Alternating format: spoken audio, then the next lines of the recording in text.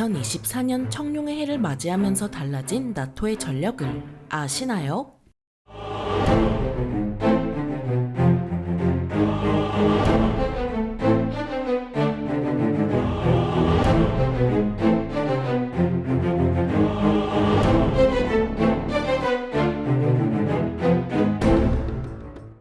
안녕하세요. 지식 스토리입니다. 이번에는 지구상에서 가장 강한 군사동맹 나토의 전력에 대해 알아볼 텐데요. 나토는 북대서양 조약기구의 준말로 1949년 미국, 캐나다, 영국, 프랑스 등 12개국이 결성한 군사동맹입니다. 회원국들은 한 회원국이 공격받게 되면 지원하기로 동의했고, 이런 나토의 출범 목적은 소련의 유럽 확장을 견제하기 위해서였습니다. 소련은 동유럽 공산주의 국가 군사동맹인 바르샤바 조약기구를 창설해서 나토에 대응했는데요. 하지만 1991년에 소련이 붕괴하면서 바르샤바 조약기구의 회원국 중 상당수는 나토 회원국이 됐으며 2024년 기준 나토 회원국은 32개국이죠. 이런 나토는 러시아의 우크라이나 침공으로 반세기 넘는 역사상 가장 큰 도전에 직면했습니다. 나토 영역의 동쪽 경계선에서 일어난 우크라이나 전쟁으로 나토 회원국들은 확전을 우려했고 추가 병력을 유럽 동부에 배치했습니다. 옛 소련 국가였던 우크라이나는 러시아계 인구가 많고 사회적 문화적으로도 러시아와 밀접한 관계가 있는데요. 러시아 정부는 우크라이나를 러시아의 뒷마당으로 취급하며 블라디미르 푸틴 러시아 대통령은 우크라이나가 러시아 일부라고 발언했죠. 하지만 우크라이나는 헌법에 유럽연합과 나토 가입을 국가적 목표로 명시할 정도로 친서방 정책을 펼쳤습니다. 러시아는 서방이 우크라이나가 나토에 가입하지 않도록 보증하길 바랐지만 미국과 동맹국은 우크라이나가 주권 국가로서 안보 동맹을 결성할 자유가 있다며 거부했습니다. 2008년 나토는 우크라이나가 미래에 가입할 수 있다고 말했지만 우크라이나의 신속 처리한 가입 요청은 거절했는데요. 그 이유는 나토는 헌장 5조에 따라 회원국이 공격받으면 회원국 전체에 대한 공격으로 간주해 집단으로 대응하는 집단 방위 체제 때문이죠. 만약 우크라이나가 회원국으로 받아들여졌다면 나토는 러시아에 선전포고해야 하는 셈이고 이는 3차 대전이나 다름없습니다. 그래서 나토는 우크라이나를 회원국으로 받아주는 대신 전차, 장갑차, 다연장 로켓포 등을 지원함으로써 파트너 국가에 걸맞은 대우를 해줬습니다. 거기에 나토는 우크라이나군이 러시아군의 순항미사일과 무인기를 격추할 수 있도록 방공체계도 지원했고 대전차 무기도 지원했는데요. 특히 미국과 영국이 공급한 대전차 무기는 수도 키이우로 진격하던 러시아군의 발걸음을 되돌리는데 결정적인 역할을 했죠. 하지만 장거리 미사일과 발사대는 러시아 본토를 공격하는 데 사용될 수 있다는 우려로 우크라이나에 제공되지 않았습니다. 이처럼 러시아와 직접적인 갈등을 피하고자 나토 회원국은 우크라이나의 군대를 파병하거나 비행 금지 구역 지정을 위한 공군 투입을 고려하지 않고 있습니다. 그러던 2023년 4월 오랜 기간 중립국이었던 핀란드가 나토에 가입했는데요. 러시아와 1340km에 달하는 국경을 맞댄 핀란드는 상비군과 예비군을 합해 25만 명의 병력을 보유하고 있습니다. 거기에 핀란드와 국경을 접한 스웨덴도 나토에 가입을 신청했는데요. 하지만 여기서 튀르키예와 헝가리가 반대했죠. 튀르키예는 스웨덴이 쿠르드족 무장 세력을 감싸며 자신들이 테러 조직으로 간주하는 쿠르디스탄 노동자당과 같은 단체의 진압을 위해 더 적극적으로 나서야 한다고 주장하며 버텼습니다. 그리고 헝가리는 스웨덴이 과거 자국의 정치 상황을 비민주적이라고 비판한 것을 문제 삼았습니다. 하지만 헝가리는 최근 스웨덴의 가입을 승인했고 이로써 2024년의 나토는 1990년대 이후 최대 규모로 확장하게 됐죠. 그렇다면 나토의 전력은 어떨까요? 먼저 편제를 고려하지 않은 군사력부터 살펴보겠습니다. 상비군 343만 8천 명, 전차 11,710대, 각종 군용차 86만 9,412대, 각종 야포 13,308문, 각종 함정수 2,857척, 각종 항공기수 2863기. 나토의 군사력은 세계 2위의 러시아를 뛰어넘는 어마어마한 수준인데요. 하지만 나토 군사력의 절반이 미국의 힘으로부터 나온다는 걸 고려하면 순수한 나토의 힘이라 보기는 어렵습니다. 미국은 나토 예산의 60%나 부담하는지라 미국이 나토에서 빠지면 군사력이 급격하게 쪼그라듭니다. 그런데 도널드 트럼프 전 미국 대통령은 나토의 방위비 지출 목표를 지키지 않는 회원국은 보호하지 않을 거라 발언했는데요. 트럼프가 다시 미국 대통령이 될 가능성이 커지면서 유럽 안보에 대한 불안감이 올라왔죠. 그렇다면 미국이 빠진 나토의 군사력은 어떨까요? 상비군 211만 명, 전차 7,053대, 각종 군용차 50만 9,300대, 각종 야포 9,752문, 각종 함정수 2,385척, 각종 항공기수 7,654기. 가장 큰 폭으로 줄어든 건 다름 아닌 각종 항공기 수인데요. 전차, 구축함 같은 건 나토 회원국들도 어느 정도 정도 보유했지만 항공 전력은 미국이 혼자 다 해먹는 수준입니다. 미국 혼자서 13,209기의 각종 항공기를 보유했고 이는 나토 회원국들이 보유한 각종 항공기보다 2배 가까이 많은 수입니다. 이러니 트럼프의 발언대로 미국이 빠져버리면 유럽 안보에는 심각한 위협이 되는데요. 미국이 빠진 나토의 군사력은 러시아와 맞먹는 수준이라 만약 러시아와 싸우게 된다면 매우 힘겨운 싸움이 될 수밖에 없습니다. 그리고 지금까지 살펴본 나토의 군사력은 편제를 고려하지 않았기에 지원부대까지 총동원한 거나 다름없습니다. 예를 들어 병력이 100만 명이면 선진적인 군대일 경우 25%인 25만 명 정도가 전투병력이고 나머지는 지원병력인데요. 게다가 각종 군사 자산도 동유럽에 모두 쏟아붓는 게 아니라 자국을 지키기 위해 일정 수는 남겨놓을 수밖에 없습니다. 그래서 그런 점을 고려한 나토의 현실적인 군사력을 살펴보겠습니다. 상비군 34만 3,800명, 전차 1,171대, 각종 군용차 86,941대, 각종 야포 1,330문, 각종 함정수 285척, 각종 항공기수 2,086기. 나토의 현실적인 군사력은 지역 강국 수준인데요. 유엔 평화유지군도 그 많은 유엔 회원국들이 병력과 군사자산을 조금씩 보탰지만 지역 강국 수준인 것과 통하는 부분이 있습니다. 러시아는 우크라이나에 상비군은 약 23만 6천 명 정도 투입한 걸 고려하면 만약 나토가 우크라이나의 군사력을 전부 투사할 경우 러시아를 상대로 선전할 가능성이 있습니다. 하지만 문제는 탄약인데요. 유럽 국가들은 지속적인 군축으로 군수 생산 능력이 떨어지는 상황입니다. 실제로 유럽 국가들은 우크라이나에 100만 발의 포탄을 지원해주기로 했지만 절반도 달성하지 못한 게 현실이죠. 물론 양차 세계대전과 같이 무작정 생산량을 늘릴 수도 있지만 방산업체들이 이를 꺼리는데요. 그 이유는 전쟁 특수를 누리고자 언제 끝날지도 모르는 전쟁만 보고 많은 돈과 인력을 투입하는 건 리스크가 상당하기 때문입니다. 그래서 나토가 우크라이나의 군대를 파견해도 이미 소모전으로 접어든 지 오래라 선전하기 어려울 가능성이 작지 않습니다. 물론 나토가 사용하는 각종 군사 장비는 T-62까지 끌고 오는 러시아에 비하면 아주 훌륭한 수준이죠. 하지만 러시아는 T-62 같이 뒤떨어진 군사 장비와 북한산 포탄 그리고 이란산 무인기로 우크라이나의 전략적 요충지를 점령했는데요. 나폴레옹은 이렇게 말하기도 했습니다. 대군에게 병법은 필요 없다. 이 말은 전쟁에서 수적 우세를 달성하는 것 자체가 병법의 핵심이라는 걸 의미하죠. 우크라이나 전쟁이 3년 차에 들어서면서 전황은 우크라이나에 불리하게 돌아가고 미국 의회에서는 우크라이나 지원안 처리가 늦어지고 있습니다. 우크라이나는 2022년 역공세까진 크게 선전했지만 러시아가 점령지를 탄탄하게 요새화하고 버티자 도리어 밀리기 시작했습니다. 우크라이나는 전략적 요충지를 빼앗기고 전선에서 다소 밀린 상황이라 러시아가 올해 안에 우위를 점할 수 있다는 평가까지 나오는데요. 러시아는 우크라이나에 비하면 대군이고 서방의 유례없는 경제제재 속에서도 플러스 성장을 기록한 미친 국가죠. 그렇다 보니 서방의 지원으로 지금까지 버텨온 우크라이나는 전쟁 수행 능력이 날로 떨어질 가능성이 큽니다. 이미 최전선의 평균 나이는 40대에 병력 수급이 어려워지자 50만 명을 추가로 동원하겠다는 말까지 나왔습니다. 게다가 최전선은 탄약도 부족한 상황이라 제대로 싸울 수도 없는 지경에 이르렀는데요. 만약 우크라이나가 러시아에 패배하면 과연 다음 목표는 어디일까요? 그걸 아는 건 크렘린에서 장성들과 회의하는 푸틴만이 알고 있겠죠. 하지만 확실한 건 나토 회원국들도 안전하지 않을 거란 겁니다. 그래서 직접 파병까지 거론될 정도로 나토 회원국들은 고민이 많아지고 있습니다. 한 치 앞도 알 수 없는 미래가 어떻게 될지는 조만간 두 눈으로 확인하게 되겠죠. 지구상에서 가장 강한 군사동맹 나토의 전력에 대해 알아봤는데요. 영상이 유익하셨다면 구독과 좋아요 부탁드립니다. 감사합니다. 지식스토리였습니다.